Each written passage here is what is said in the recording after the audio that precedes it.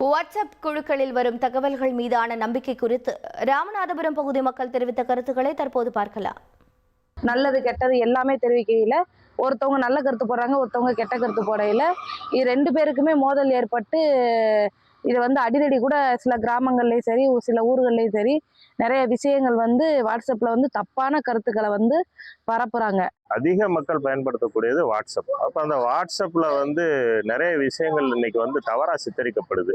அதாவது இல்லாத விஷயங்களை இருக்கிற மாதிரி சித்தரித்து அது மக்கள் மத்தியில பல பீதிகளை ஏற்படுத்துது, அச்சுறுத்தல் மாதிரி ஆயிப்பெறுது. வாட்ஸ்அப் நம்ம முழுமையாக நம்ப முடியாது. குறிப்பாக பார்த்தீங்க அப்படின்னா இந்த மழை காலங்களில் வெள்ளம் நிறையா வந்துருச்சு, இங்கே ஊருக்குள்ளே வர முடியாது, வண்டி போக முடியாது, வைக்க முடியாது அப்படிங்கிற விஷயங்கள்லாம் பார்த்தீங்கன்னா அடிக்கடி பதிவு பண்ணுறாங்க.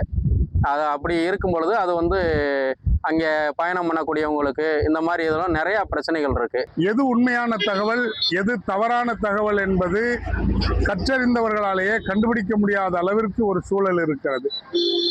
ஆனால் வாட்ஸ்அப் என்பது மக்கள் வாழ்வில மிகப்பெரிய மாற்றத்தை அல்லது பாதிப்பை ஏற்படுத்துகிறது என்பதில் எல்லளவும் ஐயமில்லை. வாட்ஸ்அப் குழுக்களில் வரும் தகவல்களுக்கு எப்போதும் யாரும் பொறுப்பேற்பதில்லை. நம்பகத்தன்மை இல்லாத வாட்ஸ்அப் தகவல்களை இறுதியாகவும் உறுதியாகவும் எப்போதும் நம்ப வேண்டாம். அது தொடர்பான விழிப்புணர்வை ஏற்படுத்த எழுப்பப்பட்ட கேள்விகளுக்கு ராமநாதபுரம் பகுதி மக்கள் தெரிவித்த கருத்துக்களை பார்த்தோம்.